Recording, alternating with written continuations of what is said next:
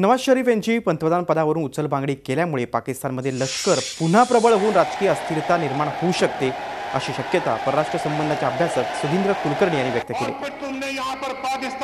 त्यांच्याशी बातचीत केली आमचे प्रतिनिधी देवेंद्र कुलकर्णी।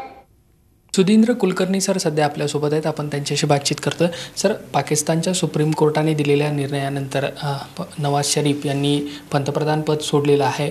पाकिस्तानच्या राजकारणावरती याचा कसा परिणाम होईल आणि या सगळ्या घडामोडीकडे आपण कसं पाहता?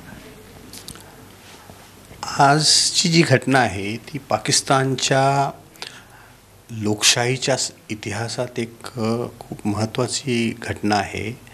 एकीकडे म्हणजे अकाउंटेबिलिटी ते फिक्स करण्यासाठी कुठेतरी पाकिस्तानमध्ये एक चांगली इनिशिएटिव्ह तिथे घेतली गेलेली आहे।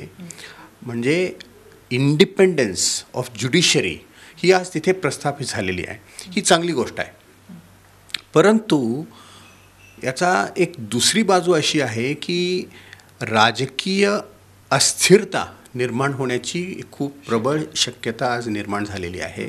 आणखीन एक धोका तिथे निर्माण होऊ शकतो, म्हणजे लष्कर सेना परत प्रत्यक्ष किंवा अप्रत्यक्षपणे तिथे अधिकार जमवू शकतो।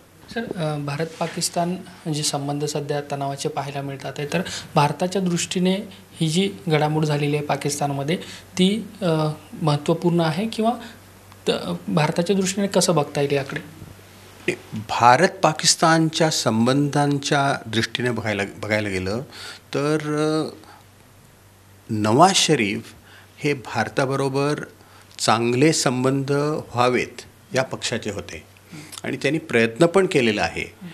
आणि पंतप्रधान नरेंद्र मोदी आणि नवाज शरीफ यांच्यामध्ये एक चांगलं इक्वेशन केमिस्ट्री बनली होती। भारत पाकिस्तान संबंध सुधारण्यासाठी त्यांनी जे काही प्रयत्न केले त्याला यश मिळालं नाही आणि आता जर अस्थिरता निर्माण झाली तर भारत पाकिस्तान संबंध सुधारतील असं मला काही वाटत नाही।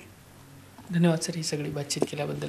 Video journalist Dilip sir, Devendra Kultakar, Zee media, Mumbai.